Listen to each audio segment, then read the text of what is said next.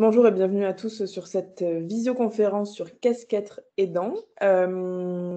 Cette conférence est réalisée par Movadom, Movadom Alliés, Adapsia et Family Zen. Elle est financée par la Conférence des financeurs de la prévention de la perte d'autonomie du département de Seine-Saint-Denis avec le concours de la CNSA. Merci à tous pour votre participation.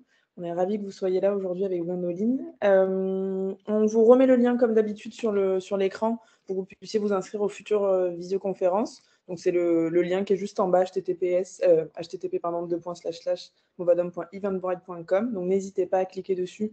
Ça va vous ouvrir en anglais et vous pourrez vous inscrire un peu plus tard. Moi, je suis Chloé. Certains doivent me connaître, d'autres non. Donc, je suis ravie d'être là aujourd'hui. Je serai là pour répondre à vos questions dans le chat. Si vous en avez, ouvrez vos micros, fermez vos micros. Et voilà. Donc, n'hésitez pas à utiliser l'outil chat que vous avez en bas de votre écran ou en haut, selon les ordinateurs, qui est du coup représenté par la petite bulle de conversation. Voilà. Donc, je vais laisser la parole à Gwendoline. Je te laisse prendre le relais. Merci beaucoup Chloé, merci. Donc, effectivement, comme, vous l'a dit, Chloé, donc je suis Gwendoline Cautrez. J'organise des visioconférences et des conférences pour les retraités en partenariat avec, de nombreuses structures et j'ai aussi créé un podcast et un livre audio. Donc, on vous mettra les coordonnées à la fin sur notamment le déménagement des seniors qui peut être un sujet qui intéresse aussi les aidants. Notamment sur cette question du départ en EHPAD. On en parle beaucoup en ce moment, des EHPAD, malheureusement pas forcément en positif et donc c'est aussi intéressant, pour vous, de pouvoir avoir une vision, peut-être un petit peu différente. Nous, on essaye d'être très positif dans tout ce qu'on fait. Pour un petit peu, caler les choses, qu'on ait la même vision, tous de ce qu'est un aidant familial, on va, parler d'une définition. Alors moi, j'utilise beaucoup un site qui s'appelle essentiel-autonomie.com que je vous ai mis en lien sur, ce diapositive. C'est, le site de la, caisse de retraite Malakoff Humanis où vous retrouverez énormément de choses et notamment ils ont une partie sur l'aide aux aidants et beaucoup de services, notamment aux aidants, qui est aussi très intéressante. Donc, n'hésitez pas, si vous êtes, bénéficiaire de la retraite Malakoff Humanis ou la personne que vous aidez ou autre personne, hein, parce que ça peut être aussi, d'aller sur ce site sans être bénéficiaire Malakoff Humanis, mais il y a des aides spécifiques, donc n'hésitez pas à utiliser ce site. Donc la définition, un aidant familial ou aidant naturel, ce sont les personnes venant en aide à une personne dépendante et ou handicapée, faisant partie de leur entourage proche ou choisi par la personne. Alors, il y a pas mal de choses intéressantes dans cette définition qu'il faut remettre un peu en perspective. Déjà, l'idée d'aidant familial ou aidant naturel, c'est la différence est à faire avec l'aidant professionnel. Donc, aidant professionnel, ça va être, par exemple, moi qui ai pendant 8 ans accompagné le déménagement de personnes âgées, j'ai été aidante professionnelle, donc j'étais rémunérée pour réaliser une prestation d'accompagnement et d'aide. Donc, vous allez avoir beaucoup d'aidants professionnels dans les mairies, dans les hôpitaux, mais c'est vrai que l'aidant familial, sa caractéristique, c'est que généralement, mais on verra, c'est pas toujours le cas, il va être bénévole. Donc, il ne va pas être rémunéré pour, l'aide qu'il apporte. Ça peut être auprès d'une personne dépendante et handicapée. Il y a une variation en termes de type de personnes qu'on peut être accompagné à aider. Certains d'entre vous ont peut-être été aidants d'un petit nourrisson, c'est aussi, quelque chose qui arrive dans la vie. On peut être aussi aidant d'un enfant plus âgé mais handicapé, ou d'une personne âgée dépendante. Donc c'est vrai que ou d'un conjoint, par exemple, qui a une maladie ou un accident, ça peut être quelque chose de temporaire ou quelque chose de définitif sur le long terme. Donc il y a vraiment des situations qui sont parfois très, très différentes et c'est pour ça aussi mon souhait, donc j'ai un film de témoignage à vous faire passer, mais j'aimerais, si possible, si Chloé, tu peux, activer, la possibilité d'allumer les caméras et les micros, Ouais. pour les participants, voilà, ça serait super. Donc vous n'hésitez pas alors après pour ouvrir votre caméra et votre micro, il y a un petit, onglet en haut de l'écran, qui permet, d'activer la caméra. Hem, donc ce qu'il faut savoir aussi sur les aidants, c'est qu'on parle d'entourage proche ou choisi par la personne, ce n'est pas forcément la famille. Ça, c'est quelque chose auquel on n'a pas forcément, une vision, très précise. Il y a des personnes qui vont pas se rendre compte qu'elles sont aidantes, alors qu'elles le sont. Donc ça, c'est vraiment aussi un élément, qui est très important, c'est que certaines personnes sont aidantes, mais ne s'en rendent pas compte. Alors je suis désolée, je vais prendre une petite minute. En fait, Chloé, je me rends compte qu'il n'y a pas grand monde sur la conférence parce qu'il y a eu un souci technique. Alors, je vais prendre une minute, si vous le voulez bien tous, pour, faire juste un petit envoi de mail pour que les personnes qui n'ont pas pu se connecter puissent se connecter parce qu'effectivement, en fait, c'est une erreur de ma part. Dans l'invitation, les gens n'ont pas reçu, je pense, le D'accord. rappel, en fait, donc OK. ça explique, ça. Donc je prends juste une petite minute, Pas de souci. pour, donc s'il y a des personnes qui déjà veulent allumer leur micro, qu'elles n'hésitent pas. Vos micros et vos caméras sont autorisés, donc si vous voulez intervenir, c'est avec plaisir. L'idée, ça serait de nous présenter un petit peu peut-être votre situation et vous, pourquoi est-ce que vous êtes là aujourd'hui? Et si, vous êtes aidant, de qui êtes-vous aidant? Anaëlle, vous souhaitiez intervenir? Oui, oui, bonjour. En fait, Bonjour. moi, je travaille dans un espace autonomie dans le Val-de-Marne à Créteil, enseignement Le Clic 4. Donc, je ne sais pas si vous vous souveniez. Tout à Euh, fait, voilà. exactement, oui, oui, effectivement, Et très bien, ravie. voilà, du coup, je viens en tant que professionnelle. Bon, j'ai déjà été aidante aussi, mais là, c'est Oui. plus en tant que professionnelle. Donc, c'était parce qu'on a aussi des groupes de parole pour les aidants. Et du coup, on s'est déjà posé aussi la question, qu'est-ce qu'être aidant? On a déjà fait des groupes de travail par rapport à ça. Donc, je voulais voir s'il y avait d'autres pistes qu'on pouvait proposer en plus aux aidants qu'on accompagne. Donc, voilà, Superbe. c'est dans ce cadre-là. Bah, j'en suis ravie, merci d'être avec nous aujourd'hui Pas de et vous, de votre côté, en termes d'aidants, quels sont les types d'aidants que vous rencontrez? Est-ce que c'est des plutôt alors vous, c'est vrai que vous êtes plutôt, auprès des personnes âgées, mais est-ce que, Alors, il y a les deux maintenant parce que c'est personnes âgées, personnes handicapées aussi. Mmh. Du fait qu'on soit devenu espace autonomie. Et les aidants, il y a un peu de tout. La plupart du temps, c'est des conjoints ou alors il y a des enfants qui s'occupent de leurs parents. Donc des enfants qui sont un peu âgés, des adultes, voilà, des adultes qui s'occupent de leurs parents. Il y en a qui s'occupent de leurs frères ou de leurs sœurs. Euh, et on a aussi, alors, pas dans nos groupes d'aidants parce que c'est vraiment pour les aidants familiaux, mais on a aussi des voisins ou de l'entourage qui s'occupent d'une personne et qui sont aidants parce qu'il n'y a pas forcément de famille ou alors la famille est loin ou ne peut pas s'en occuper. Donc c'est les voisins proches qui s'en occupent. Donc D'accord, il y a très bien. vraiment de tout. Oui, vous avez vraiment des situations, qui peuvent être, complètement différentes, Oui, les unes des autres. OK, très bien. Oui, oui, donc ça, c'est vrai que c'est un élément qui est important de rappeler, c'est que les situations sont très différentes et qu'il y a des aidants professionnels qui sont présents aussi. Donc, vous, en mm, tant que CLIC sur le territoire, vous êtes à disposition des aidants pour les accompagner, dans oui, toute leur oui. démarche? Oui, souvent c'est en rapport avec la perte d'autonomie, mais après, si c'est pas Mmh. dans nos compétences, on peut les réorienter vers les bons services. Et nous, notre groupe des dents sur Créteil, il est pas sectorisé, donc il y a des communes autour peuvent envoyer leurs aidants vers notre groupe. Et il y en a plusieurs qui ont du soutien aussi individuel pour les Très bien. aidants. Donc voilà, il y a plusieurs choses sur le Val-de-Marne. Mm. C'est vrai que sur le Val-de-Marne, vous êtes Oui. particulièrement, effectivement, bien, complet sur ces questions-là, donc non, c'est très, Mm. très intéressant. Super, bah, merci beaucoup Anaëlle, pour, Ouais, ces infos. je vous en prie. Donc j'ai fait mes petites vérifications. En fait, a priori, les mails étaient bien partis. Alors n'hésitez pas Ah à me dire parfait. si vous aviez bien reçu les mails de confirmation, d'inscription parce que j'ai eu l'impression qu'il y avait eu un souci, mais bon, si c'est bien le cas, vous pouvez me le dire.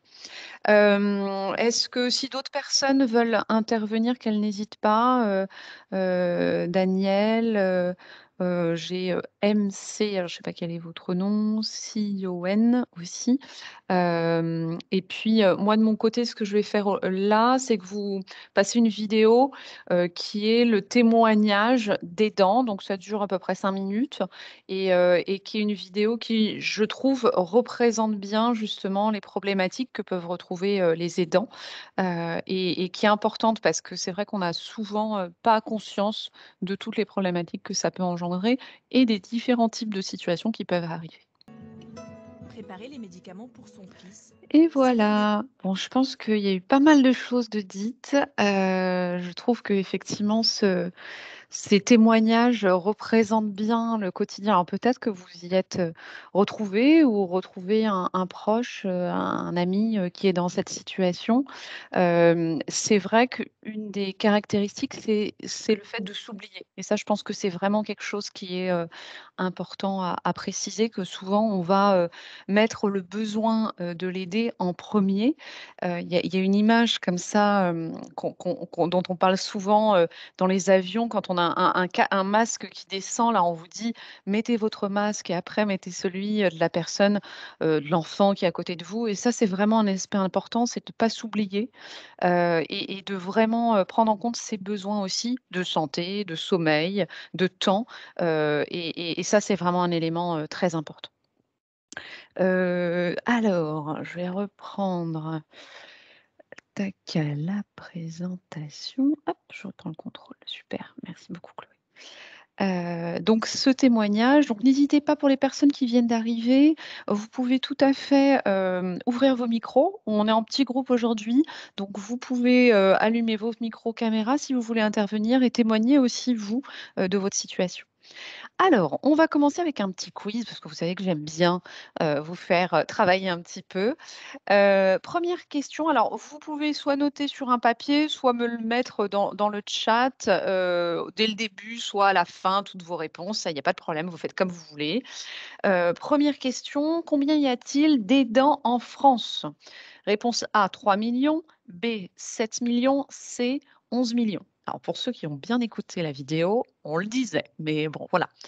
2e question, les aidants sont des femmes à réponse A 25 B 57 ou C 50 Gwendoline, on voit pas la slide avec le quiz. Ah mince, alors est-ce que là vous la alors attends, normalement je suis dessus. Est-ce que les participants, vous voyez quiz ou ça ou je vais peut-être, n'hésitez pas à nous dire ce que vous voyez. Toi tu vois quoi, Ouais, Chloé? bah, là, je viens de passer, du coup, je suis sur le quiz, mais Ouais. naturellement, je sais pas. Est-ce que tout le monde le voit ou est-ce que Oui, c'est bon, Anaëlle? Ouais, vous oui, voyez, je le OK, vois. super, parfait. Merci, merci Chloé. Donc au niveau du pourcentage d'aidants ignorant leur statut, réponse A, est-ce que c'est 15? Réponse B, est-ce que c'est que 54? Ou réponse C, est-ce que c'est 26? Alors, je vois qu'il y a déjà des réponses qui arrivent. Merci beaucoup MC. Donc, je vous laisse mettre dans le chat vos réponses. Donc, vous pouvez mettre alors, soit comme MC le nombre directement, ça, il n'y a pas de problème. Ou alors un A, 2A, 2B, enfin voilà, selon ce que vous pensez qui est la bonne réponse. Vous allez voir, il y a certains chiffres, enfin, il y a beaucoup enfin, en fait, ces 3 chiffres sont assez, intéressant sur, les aidants et je trouve que c'est pas mal de les avoir en tête, pour les personnes, soit pour les professionnels qui sont présents ou, pour les personnes qui accompagnent aussi un proche. Donc, pour l'instant, j'ai pas trop de réponses, mais je vais vous donner les réponses. Je vois qu'il y a des personnes qui arrivent, c'est super. Gisèle, vous avez ouvert votre micro, vous vouliez nous dire quelque chose? Non, pour l'instant, parce que j'ai eu du mal à me brancher là. Je suis branchée sur le PC, donc je vais fermer le PC pour pouvoir continuer ici. Très bien. Oui, oui, bah, je sais pas, ce matin, ça a l'air d'être pas simple, effectivement. Je Oui. sais que on a eu nous aussi des soucis pour se connecter, donc pas d'inquiétude.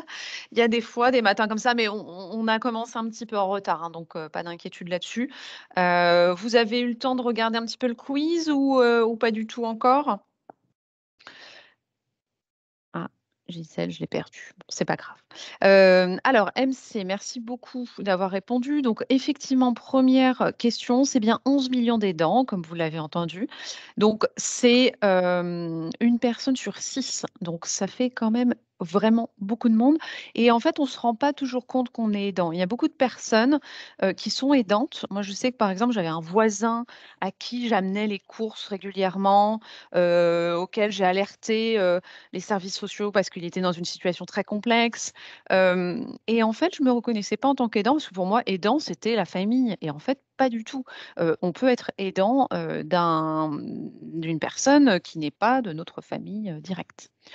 Alors ensuite, MC, vous nous dites pour la deuxième question, réponse B, 57. Vous avez raison. Il y a bien 57 des aidants qui sont des femmes, donc en grande majorité. Alors je crois qu'aujourd'hui aussi, on est en grande majorité. Peut-être MC, vous êtes un monsieur, je ne sais pas. En grande majorité des femmes aujourd'hui. Et c'est vrai que c'est quelque chose qu'on retrouve souvent. Ce sont plutôt des femmes. Et le nombre d'aidants qui ignorent leur statut, alors là, désolé MC, c'était la réponse B. 54. Donc là aussi, un chiffre très important. Il y a plus de la moitié des aidants qui ignorent leur statut. Et c'est là aussi où c'est intéressant de voir à quel point on est peu nombreux ce matin, parce que, il y a quand même cette idée que, les aidants ne se reconnaissent généralement pas en tant qu'aidants. Et donc quand on va parler d'aidants, quand on va proposer des aides, quand on va proposer des choses, les aidants vont pas se sentir concernés parce qu'ils ne savent pas qu'ils sont aidants. Donc ça, c'est vraiment la première chose, réussir à être identifié, à se reconnaître en tant qu'aidant. Quelques chiffres clés importants. Donc, je vous disais, 57 des aidants sont des femmes. 81 ont moins de 65 ans. Donc, on a effectivement beaucoup de personnes qui sont de jeunes aidants. On a aussi beaucoup d'aidants salariés. Alors, a priori, ce n'est pas votre cas aujourd'hui, mais il y en a 61 qui sont actifs. Donc, vous imaginez des situations de famille où on s'occupe peut-être de ses enfants, on a aussi un travail et en même temps, on s'occupe de maman qui est dépendante. Et là, on peut être dans une situation où ça peut aller vraiment jusqu'à un burn-out, hein, où on va vraiment être épuisé par la situation psychologiquement, physiquement. Il y a 54 des aidants qui ignorent leur statut, donc aller demander de l'aide, trouver des solutions quand on ne connaît pas son statut, ça va être un petit peu compliqué, effectivement. Gisèle, je vais hop, désactiver le micro. Donc voilà et puis, 11 millions d'aidants, donc le nombre d'aidants, en fait, est extrêmement important par rapport, au nombre de personnes en France, ça correspond à une personne sur 6. Donc des chiffres qui, je trouve, sont aussi, vraiment importants à avoir en tête. Les difficultés que rencontrent les aidants. Alors là, dans les témoignages, qu'on a vus, c'était vraiment, je trouve très bien présenté. Déjà, il y a un manque de temps. Vous le voyez, on avait Isabelle, qui passe de son fils en situation de handicap à sa maman.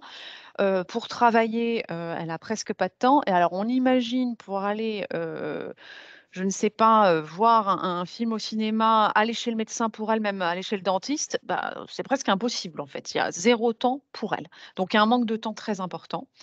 La fatigue physique, évidemment, physiquement, c'est très difficile. Il y a des actes techniques à réaliser, hein. Les aidants sont souvent, des soignants, hein, ont une connaissance de la maladie, de la problématique que vivent leurs proches, qui est très importante. Et puis, une complexité des démarches administratives. Alors ça, effectivement, on a avec nous, on a la chance d'avoir Anaëlle qui fait partie d'un clic, qui est avec nous, mais c'est vrai que c'est souvent une problématique et peut-être Anaëlle, si vous voulez, témoigner là-dessus, mais cet aspect, complexité des démarches, trouver les aides auxquelles on a le droit, faire les dossiers, remplir les dossiers en ligne, les envoyer, on nous renvoie parce qu'il n'y a pas assez les documents, il n'y a pas les documents qu'il faut. Donc, il y a vraiment ces aspects-là, on devient pareil, un expert en recherche d'aide financière, ce genre de choses. Donc, il y a quand même pas mal de complexité qu'il faut vraiment noter. Alors, au-delà de toute cette complexité, moi aujourd'hui, mon objectif, c'est de vous présenter les solutions qui existent pour souffler, les aides financières qui existent également, et qui vont pouvoir être, vous proposer des solutions. Parce qu'il ne faut pas l'oublier, la principale difficulté de l'aidant, c'est qu'il n'a pas de temps pour lui, il n'a pas le temps de souffler, mais il existe des solutions. Donc déjà, vous avez les caisses complémentaires. Donc les caisses complémentaires, pour vous donner une petite vision de, l'organisation des caisses de retraite aujourd'hui, vous avez les caisses principales, la CNAV, vous allez avoir également, la MSA, ou, le SSI, anciennement RSI. Ces caisses de retraite, principales, elles vont parfois aussi avoir des aides possibles pour les aidants, donc il ne faut pas hésiter à se rapprocher des actions sociales. Et vous avez les caisses de retraite complémentaires. Je vous parlais tout au début de la présentation de Malakoff Humanis. On a aussi Clésia, il y a plein de caisses complémentaires. Et ces structures ont mis en place des aides. Alors, ça peut être des aides humaines et aussi des aides financières pour les aidants. Donc, par exemple, il y a le dispositif qui s'appelle Sortir Plus. Peut-être certains d'entre vous ont déjà utilisé ce dispositif. Ce sont comme des espèces de chèques qui permettent, avec une valeur faciale qui est plus forte que la valeur à laquelle vous l'achetez. Donc, par exemple, il me semble que ma grand-mère en avait eu, pour une valeur de 100 €, qui étaient des tickets qui étaient en fait des bons d'achat pour prendre un taxi. Vous aviez, le coût était de 15 ou 20 €. Donc en fait, ça coûte beaucoup moins cher que le prix qui est indiqué dessus. Ça permet pour les aidants, par exemple, s'il y a un rendez-vous médical, de faire appel à une structure extérieure pour amener la personne. Moi, ma grand-mère, a la DMLA, donc c'est la dégénérescence maculaire liée à l'âge, donc ne voit pas, et donc toute sortie était très compliquée. Donc c'est vrai que cette, solution de sortie plus fonctionne vraiment très bien. Anaëlle, pour le document, c'est vrai que généralement je ne l'envoie pas. Néanmoins, pour les professionnels, c'est un petit peu différent, donc n'hésitez pas à m'envoyer un petit mail et on pourra voir ça ensemble. Effectivement, je pourrais vous l'envoyer. Pour le grand public, en général, je l'envoie pas. Il y a aussi la solution Orisea. Alors ça, c'est aussi une aide qui a été créée par les caisses de retraite complémentaires. C'est un service qui va vous aider à trouver un établissement. Parce qu'on le sait, il est souvent, très souvent difficile pour les aidants. On le voyait tout à l'heure dans le reportage et j'ai trouvé ça très intéressant. On nous parlait enfin, la personne qui s'occupait de sa maman nous disait si maman va en EHPAD, elle va mourir en fait, hein. C'était vraiment assez radical comme façon de voir les choses. Alors moi, ma grand-mère est partie en EHPAD. Je vous assure qu'elle y est très bien. Ça fait plus de 2 ans qu'elle y est et tout se passe bien. Après, il faut bien choisir son établissement et ça, c'est vraiment une étape très importante, et le service Orisea qui est gratuit vous aide à trouver un établissement de confiance qui corresponde au budget de la personne. Donc, il ne faut pas hésiter à contacter donc l'action sociale de sa caisse de retraite complémentaire. Je disais Clésia, Malakoff Humanis, tout ce type de structures qui peuvent vous rediriger vers le service Orisea, qui est un service donc gratuit. Ensuite, vous avez les aides légales. Donc, ces aides légales, elles sont de 2 types. Je ne vous présente pas évidemment toutes les aides existantes, sinon on en aurait pour des heures. Il y a déjà l'APA, l'aide personnalisée d'autonomie. Donc ça, c'est une aide qui permet aux aidants de souffler en faisant appel à une personne extérieure, professionnelle, une aide à domicile. Je sais à quel point ça peut être délicat, effectivement, de faire appel à une aide à domicile pour son parent. On va souvent, et c'est ça qui est pas évident, avoir une forme de culpabilité à se dire je vais envoyer une personne que je ne connais pas auprès de la personne aidée. Ça peut, et ça il faut en parler, et on a d'ailleurs une visioconférence juste à la rentrée des congés, de la région parisienne, donc ça sera le 8 mars par notre, psychothérapeute Isabelle Palassin sur les aidants, que je vous invite bien sûr à découvrir. On parlera de cet aspect culpabilité et et l'élément qui peut arriver de la maltraitance. La maltraitance, c'est quelque chose qui malheureusement est courant. Pourquoi? Parce qu'on est épuisé et au bout d'un moment, s'occuper de la personne, si la personne, par exemple, va être difficile, hein, ça peut arriver. J'étais hier en train de faire une animation dans un EHPAD, une animation musicale. C'est l'EHPAD de ma grand-mère. J'ai une dame qui était ancienne pianiste qui est venue jouer un morceau de piano. Et quand je me suis rapprochée d'elle, elle m'a hurlé dessus en me disant mais qu'est-ce que vous avez à me regarder comme ça? Donc extrêmement dur. J'ai compris que évidemment elle vivait quelque chose de très difficile, c'est-à-dire que il y a une perte d'autonomie hein, qui est très dure à accepter. Elle est en fauteuil, elle était grande pianiste, elle se retrouve en fauteuil, en établissement, et elle est dépendante pour tous les actes de la vie courante. Donc ça peut être quelque chose de très difficile pour l'aidant. Il peut y avoir de l'agressivité de la part de la personne aidée.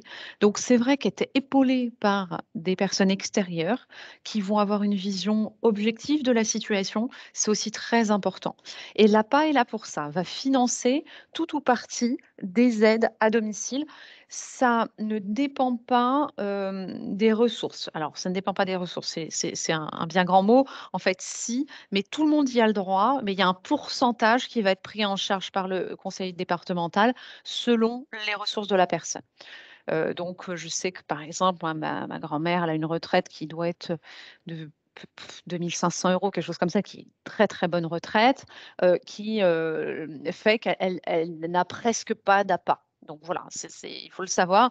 Par contre, si c'est une retraite moyenne, à peu près 1 400 €, 1 200, 1 400 € par mois, là, l'APA peut vraiment permettre de financer une grande partie des aides à domicile qui vont venir. Donc l'aspect financier, au moins, est pris en charge. L'aide sociale à l'hébergement, c'est une autre aide qui permet, pour la personne âgée de financer, l'entrée en EHPAD. Souvent, ce qu'on se dit, c'est: «Oui, maman pourrait aller en établissement, mais elle a une retraite de 1 200 € par mois en région parisienne ou dans ma région, l'EHPAD, ça coûte 3 000 € par mois. Comment est-ce que je vais faire?» Dans ces cas-là, vous avez une obligation alimentaire. Donc, les aidants, enfin, la famille, les enfants, hein, pas les petits-enfants, vont intervenir. Mais si ça ne suffit pas ou si vous ne pouvez pas aider financièrement, hein, c'est établi par une assistante sociale, dans ces cas-là, l'aide sociale à l'hébergement va venir en complément pour financer l'établissement. Donc, pour les détails sur cette partie, j'ai fait aussi une visioconférence sur l'entrée en établissement que je vous conseille de découvrir dans les replays. C'est vrai que là, je ne vais pas rentrer dans le détail parce que ce n'est pas le sujet du jour, mais sachez en tout cas que ça existe. Attention, c'est récupérable par contre sur la succession, hein. Donc, c'est la seule aide qui est récupérable sur la succession si la personne a, par exemple, choisi de garder son logement principal. Au moment du décès, ça sera récupéré par le département. Les accueils temporaires, alors ça, c'est des solutions qu'on présentait, dans la vidéo, de témoignage. Vous avez la possibilité d'avoir des accueils de jour, des accueils de nuit. Donc ce sont des structures dans lesquelles parfois on va même avoir un petit bus qui fait le tour de la ville, qui va aller chercher la personne, l'amener en accueil de jour ou l'amener en accueil de nuit. Donc ça permet à l'aidant la journée de pouvoir souffler, de pouvoir faire ses activités, de pouvoir aussi, aller voir le médecin, des choses comme ça. L'accueil de jour, ça peut être toute la semaine, ça peut être une journée par semaine, ça peut être une journée par mois. Ce qu'il faut savoir, c'est qu'on est malheureusement pas tous aussi bien, fournis selon les départements. C'est généralement géré au niveau départemental en accueil de jour, en structure de répit. Donc, renseignez-vous auprès du département. Certains territoires, ont beaucoup de structures, donc qui vont être des structures associatives ou des structures, gérées, directement par un EHPAD, ou gérées par le département ou par une mairie. En tout cas, il y a des structures qui existent. Il y a aussi les haltes répit Alzheimer. Donc là, c'est des lieux dans lesquels vous allez avoir une prise en charge spécifique de la maladie d'Alzheimer. La maladie d'Alzheimer est une maladie, tous les troubles cognitifs qui sont extrêmement chronophages pour les aidants, qui prennent beaucoup de temps et qui peuvent être très, très difficiles à gérer physiquement et psychologiquement. Donc ces haltes répit, elles vont permettre à l'aidant de souffler, et à la personne aidée qui est atteinte de la maladie d'Alzheimer d'avoir aussi des aides, donc des stimulations cognitives, du personnel formé spécifiquement pour leur pathologie. Les séjours vacances, alors il y a des séjours vacances qui sont dédiés aux aidants et aux aidés. On a fait aussi une visioconférence sur le sujet, donc je vous invite à la découvrir aussi dans le replay. Il y a des structures qui sont parfois, financées d'ailleurs par les caisses de retraite complémentaires, donc vous pouvez avoir des aides, qui proposent des séjours pendant lesquels l'aidant, et l'aidé vont pouvoir être ensemble, mais chacun avoir des moments à soi. L'aidé, par exemple, va pouvoir avoir des activités spécifiques et l'aidant, pouvoir pendant ce temps-là, souffler, aller faire des visites, ce genre de choses. Donc il faut vraiment pas, hésiter avec ça. Au niveau hébergement, il faut vraiment essayer, même si je sais que c'est extrêmement difficile, de ne pas culpabiliser quand on se rend compte qu'on arrive un petit peu au bout de l'accompagnement qui est possible par les aidants familiaux. Vous avez des structures, alors je sais qu'en ce moment on parle beaucoup en négatif des EHPAD, il faut vraiment prendre ces éléments-là avec des pincettes. Il y a évidemment des endroits où ça se passe pas bien, mais il y a des endroits où ça se passe très bien. Moi j'étais hier dans l'EHPAD de ma grand-mère, j'ai passé l'après-midi là-bas. Il y a vraiment de la bienveillance, des rires, des personnes. Il y avait une personne d'une association qui était présente aussi, qui est là, qui vérifie, qui est vraiment présente pour s'assurer que tout se passe bien. Donc, il y a des structures qui sont vraiment très bien. Donc, il y a un moment où ces EHPAD, donc ces EHPAD, ces établissements d'hébergement pour personnes âgées dépendantes, peuvent être la solution. Il y a tous les tarifs possibles, il y en a un petit peu partout en France, donc on n'hésite pas à les visiter. Et comme je vous le disais, il y a des aides financières possibles. Certains établissements seront pas ou moins adaptés pour la personne que vous aidez. Notamment, si la personne a des troubles type Alzheimer, on peut se rapprocher d'établissements où il y a un espace spécifique pour les personnes qui ont ces pathologies. Au niveau des hébergements, une autre solution qui existe, c'est l'accueil familial. L'accueil familial, ce sont des familles qui ont été agréées par le département et qui vont proposer, à des personnes âgées de vivre chez elles. Donc la personne âgée vient vivre au domicile de l'accueillant familial. Souvent, c'est des anciens aides-soignants, infirmiers et c'est vraiment, de belles structures parce que c'est beaucoup plus petit évidemment qu'un EHPAD où parfois on a, 60, 80, 100 personnes dans le même établissement. Là, on va être maximum 3. Et il y a, de l'intergénérationnel avec parfois les enfants, plusieurs générations qui vivent sous le même toit. Et moi, j'en ai visité, hein, des accueils familiales et c'est vraiment de très beaux lieux et très agréables à vivre et très rassurant pour les aidants de savoir que, voilà, la personne est vraiment, c'est personnalisé. On a une personnalisation qui est plus importante, qui n'est pas possible, hein, en EHPAD. On est sur quelque chose où on est en grand groupe, hein, on est en collectivité, donc on a moins la possibilité de personnaliser. Sur les aides financières, alors maintenant qu'on a parlé des solutions qui existaient, hein, aussi bien légales qu'en accueil ou en hébergement, il existe aussi des aides financières pour les aidants et déjà la première chose, alors ça c'est plus pour les aidants, salariés, ou qui sont encore en activité, qui ne sont pas encore à la retraite, peut-être c'est le cas pour certains d'entre vous. Vous avez la possibilité d'être salarié de votre aidé. Alors il y a le site que j'apprécie beaucoup, sur lequel vous pouvez aller retrouver pas mal d'infos, qui s'appelle Essentiel Autonomie. Et il y a notamment sur le lien que je vous ai mis en bas de cette diapositive, le statut juridique de l'aidant salarié, de l'aidant. Il y a beaucoup de choses qui ont changé récemment et notamment cette possibilité d'être salarié de la personne aidée. Donc pour les personnes âgées dépendantes, on peut être salarié, enfin être financé via l'APA, l'aide personnalisée à l'autonomie. Alors attention, c'est, un dédommagement et faut vraiment avoir en tête qu'il y a des conditions, et qu'il faut vraiment bien se renseigner. Donc là, l'APA, c'est auprès du département et ça peut permettre à l'aidant d'être rémunéré. Donc ça, c'est la première solution. Ensuite, pour les personnes handicapées, si vous accompagnez une personne qui est en situation de handicap, il y a la prestation de compensation handicap, de la PCH, qui est en fait assez, qui représente un petit peu le pendant de l'APA, chez, les personnes en situation de handicap et également, ça peut permettre de rémunérer l'aidant. Attention, ce n'est pas valable si vous êtes le conjoint ou la conjointe de cette personne. Ou son obligé alimentaire, c'est-à-dire l'enfant de cette personne. Donc il y a quand même des petites subtilités qu'il faut avoir en tête et ça, c'est vraiment important. N'hésitez pas effectivement à me dire, je vois qu'Anaëlle, vous êtes en train d'écrire quelque chose, s'il y a des éléments spécifiques, je suis preneuse. Ensuite, on a le congé proche aidant. Alors ça, ce congé-là, il est très récent, enfin en tout cas, c'est très récent qu'il soit rémunéré. Donc c'est un congé qui permet, à la personne aidante, alors attention, c'est pour évidemment les aidants salariés, si vous êtes retraité, ce n'est pas possible, d'avoir un financement, donc d'être financé, pendant, son congé. Alors c'est un congé qui dure, maximum, 3 mois et qui peut être renouvelé jusqu'à 1 an sur toute la carrière professionnelle. Donc si vous êtes ou si vous connaissez des aidants qui sont salariés et qui doivent s'arrêter pour aider un proche, un enfant, une personne âgée de leur entourage, sachez que c'est possible. C'est à la journée, il y a une rémunération alors qui a augmenté.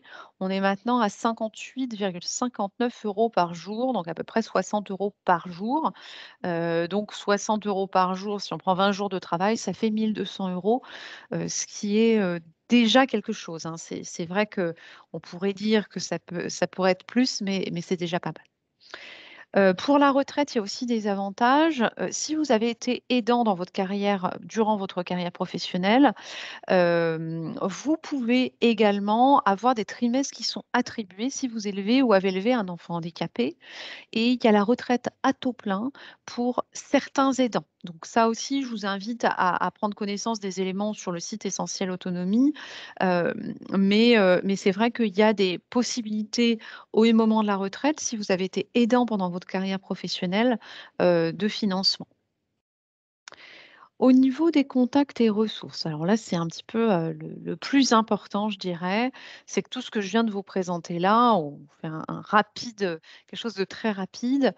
C'est vraiment important d'avoir en tête qu'il y a des lieux, il y a des structures qui sont vraiment dédiées, pour vous accompagner, dans, toutes ces étapes, de recherche et de travail justement, sur comment avoir du répit, comment, trouver des solutions. Donc la première chose qui est importante, c'est, que vous pouvez vous tourner vers des structures locales. Donc le CLIC, on a, effectivement, un CLIC du Val-de-Marne qui est présent aujourd'hui, qui nous explique un petit peu, tout à l'heure leur rôle. Ce sont les centres locaux d'information et de coordination gérontologique. Attention, sur certains territoires, ils s'appellent M2A, donc Maison des aînés et des aidants, pôle autonomie territoriale, donc les PAT. Ça peut avoir des titres différents, mais de manière générale, on les appelle les CLIC. Donc ces lieux, vous pouvez, prendre rendez-vous, vous pouvez être conseillé dans toutes vos démarches, aussi bien administratives que, de connaissance des structures d'aide à domicile, de connaissance des EHPAD. Donc il y a vraiment, des personnes qui sont dédiées, pour l'accompagnement. Hem Alors, dans le Val-de-Marne, les clics sont devenus les espaces autonomie. Bon, bah, parfait, Anaëlle. Merci beaucoup. C'est vrai que ça change assez vite. Moi, je les appelle toujours les clics, mais effectivement, super. Bah, merci. Au niveau des structures locales, on a aussi les CCAS, les centres communaux d'action sociale. Donc, toutes les villes de plus de 5 000 habitants ont un centre communal d'action sociale. Donc, n'hésitez surtout pas à vous tourner vers ces structures pour avoir des informations. Alors là, très localement, sur votre ville, par exemple, pour savoir s'il y a un accueil de jour dans votre commune, vous pouvez appeler sans souci votre CCAS. Ça marche vraiment très bien. C'est des lieux où il y a souvent des assistantes sociales ou des personnes qui vont avoir la connaissance, la finesse de la connaissance du terrain. Vous avez aussi donc des sites internet. Alors là, je vous ai référencé 3 sites qui sont vraiment très, très complets. Le site pour les personnes âgées.gouv.fr, qui est le site de l'État. Là, vous avez toute l'explication des aides financières qui existent, des structures qui existent. Il y a même un annuaire des différents types d'établissements et des structures qui peuvent vous accompagner. Donc cet annuaire-là, il est vraiment hyper intéressant. N'hésitez surtout pas à aller le consulter. Moi, j'aime beaucoup, ce site-là. Alors, je vais peut-être d'ailleurs oui, j'ai un petit peu de temps, je vais vous le présenter. Je vais partager mon écran. Alors Hop. Alors désolée, Chloé, je te fais faire pas mal de manip aujourd'hui. Donc, je vous présente mon écran, le site pour les personnes âgées.gouv.fr que je trouve vraiment bien fait. Donc, il y a quelque chose qui est très... Alors, le nom est un peu à rallonge, mais par contre, il y a une partie qui est vraiment particulièrement bien, c'est l'annuaire et comparateur de prix. Alors, l'annuaire, par exemple, si on cherche des points d'information, on va aller dans le Val-de-Marne. Je pense que c'est intéressant d'en parler justement aujourd'hui. Ah bah voilà, ils s'appellent bien les espaces autonomie, exactement. Donc les espaces autonomie qui effectivement, donc là vous voyez qu'on en a 6, 7 espaces autonomie et celui de Créteil, c'est le numéro 4. Si on cherche sur le même département un EHPAD, par exemple, là, on va avoir la liste des EHPAD, donc c'est aussi assez bien fait. Et si je vais, par exemple, sur cette EHPAD Saint-Pierre, je vais avoir le contact, le site internet, le numéro de téléphone, l'adresse.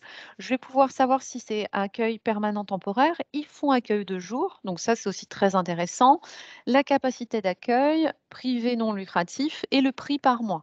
Donc là, on est sur un établissement donc privé non lucratif, donc associatif, et on est sur un tarif qui est relativement raisonnable effectivement sur le local. Je vous le disais tout à l'heure, donc il y a l'APA, l'aide personnalisée d'autonomie, qui peut être aussi utilisée en établissement, l'aide sociale à l'hébergement, donc dont on parlait tout à l'heure, et il y a une unité Alzheimer. Donc là, vous avez sur une simple fiche tous les renseignements utiles pour pouvoir bien travailler. Vous avez aussi des éléments vivre à domicile, là par exemple, bénéficier d'aide à domicile, bénéficier de soins à domicile, les aides financières, fin de vie à domicile, solution d'accueil temporaire. Franchement, vous avez presque tout ce qu'il faut pour un petit peu découvrir ce secteur qui peut, au premier abord, être pas évident. Et on a les solutions pour les aidants également. Donc, trouver du soutien, se préserver, travailler, aider un proche, partir en vacances, soutien financier, des lieux d'échange. Donc, il y a vraiment pas mal de choses. Donc, Annelle, vous nous dites, vous utilisez ce site pour envoyer des listes d'établissements aux usagers, aux professionnels. Ben voilà. Donc, si les professionnels l'utilisent, je pense qu'on peut dire que c'est un site qui est vraiment ressource. Alors, il y en a d'autres. Je vais vous en présenter d'autres. Alors, je ne sais pas si Chloé, là, on voit site essentiel autonomie. Ouais, c'est ça, super. Donc, le site essentiel autonomie qui est de la caisse complémentaire Malakoff Humanis, c'est aussi très bien fait. Il y a une partie sur aide et financement. Alors, ça peut être intéressant pour les personnes qui sont bénéficiaires de Malakoff Humanis, mais pas que, parce qu'en fait, il y a vraiment beaucoup d'articles. Il y a un guide notamment sur, il me semble qu'il y a un guide sur les aidants, voilà, aidants, aidés. Voilà, vous pouvez gratuitement avoir un guide. Donc, télécharger le guide, il suffit de mettre votre mail, votre code postal, et vous pourrez télécharger le guide. Donc, c'est une structure qui est très, très bien hein, et qui propose pas mal d'infos. Il y a aussi le site service-public.fr. Là, c'est pour aller un peu plus dans le détail. Si vous voulez aller un peu plus loin sur les aides financières, moi, je ne suis pas une spécialiste des aides financières, mais vous allez avoir, par exemple, sur la partie, si je tape APA, par exemple, ici, dans le moteur de recherche du site, allocation personnalisée d'autonomie, on va avoir une fiche pratique. Et vous allez pouvoir, par exemple, si vous vivez au domicile, dans quelle ville vous habitez, si vous êtes à Paris ou dans une autre commune, vous allez avoir des petites vidéos, plein d'infos différentes. Donc pareil, un site très intéressant que je vous conseille d'aller consulter pour avoir un maximum d'informations. Voilà, j'ai fini là-dessus. Je te laisse, Chloé. Donc, on l'a vu, il y a des structures locales, il y a des sites internet, et puis vous allez avoir aussi un tissu associatif. Et ça, il ne faut vraiment pas l'oublier, qu'il n'y a pas que des structures, on va dire, publiques, il y a aussi des associations qui existent sur les secteurs des aidants. Alors, il y en a beaucoup, il y en a dans tous les départements, hein, vraiment. Et ces structures, elles vont avoir plusieurs intérêts. Elles vont vous permettre de rencontrer d'autres aidants. Donc ça, moi, j'aime beaucoup cette idée de pouvoir partager avec d'autres aidants qui sont dans la même situation, parce que c'est souvent tellement difficile de pouvoir expliquer notre situation à une personne qui ne le vit pas. Il va y avoir de l'écoute aussi. Il y a parfois des psychologues qui sont présents pouvoir accompagner et puis, des informations très pratico-pratiques sur, peut-être les structures d'aide à domicile qui existent localement, donc il y a vraiment pas mal de choses possibles. Vous en avez qui sont, je vais reprendre, Chloé, le contrôle. Vous en avez qui sont, nationales et d'autres qui sont plus locales, donc je vous en ai mis quelques-unes. Il y a par exemple l'Espace Singulier, qui est elle, dans l'Essonne. La Compagnie des aidants, moi, avec laquelle j'ai un lien assez fort qui est national, l'Association française des aidants.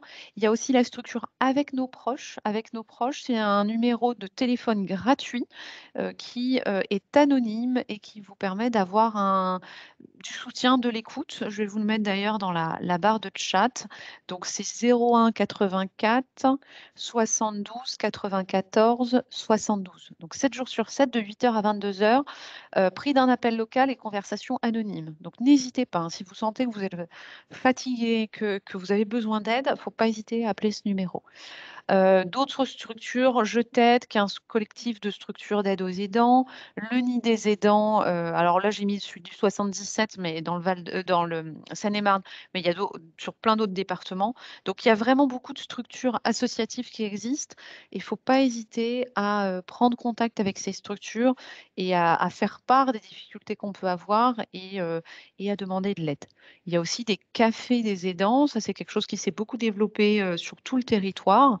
Donc des moments où on va se retrouver, prendre un café entre aidants, pour, discuter. Souvent, il y a des formations, des professionnels qui vont intervenir à ce moment-là.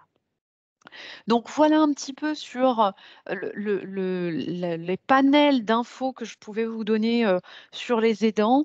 Évidemment, il y a encore plein de choses à dire sur les aidants, mais je pense que c'était important de vous donner, une perspective des chiffres et puis les solutions qui existent. Au début, du mois de mars, on va avoir une conférence, sur le sujet par Isabelle Palassin, notre psychothérapeute. Pour les présents, je vous invite vraiment à vous y inscrire et je vais laisser la parole à Chloé et de toute façon, Chloé va le présenter, donc ça sera parfait. Merci beaucoup, Gwendoline. Hop. Alors, donc comme d'habitude, on vous remet le petit questionnaire de satisfaction qui nous permettra du coup d'avoir vos retours sur ce que vous avez pensé de cette conférence, de si ça vous a intéressé ou non. N'hésitez surtout pas, et on vous le répète à chaque fois, mais c'est très important pour nous de donner vos idées de futures conférences. Si vous avez des thèmes que vous aimeriez qu'on aborde, c'est avec grand plaisir. Donc n'hésitez pas à nous communiquer les thèmes que vous aimez et que vous aimeriez qu'on aborde. Comme ça, on les prendra en compte et on pourra éventuellement envisager de réaliser une conférence sur ces thèmes-là. Comme Gwendoline, du coup, Gwendoline vous en a parlé un peu au début de la conférence, mais elle a du coup travaillé sur un projet avec... Chloé, je crois que tu as pas le contrôle sur la presse. Ah voilà, c'est ça. Ça y est, pardon. Parce que ça Désolée. bougeait pas, je me dis Je parlais toute seule.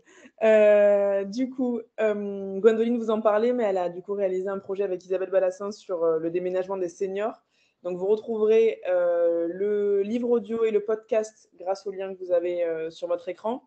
Et vous avez du coup aussi la chaîne YouTube sur laquelle vous retrouverez tous les replays des conférences qui sont passées, si vous souhaitez les revoir, ou si vous n'avez pas pu assister à la conférence et que vous souhaitez la consulter. On vous met également le lien pour les inscriptions en visio, aux prochaines visioconférences. Donc toujours le même lien qu'on vous a mis au début. Je vais vous le remettre aussi dans le chat.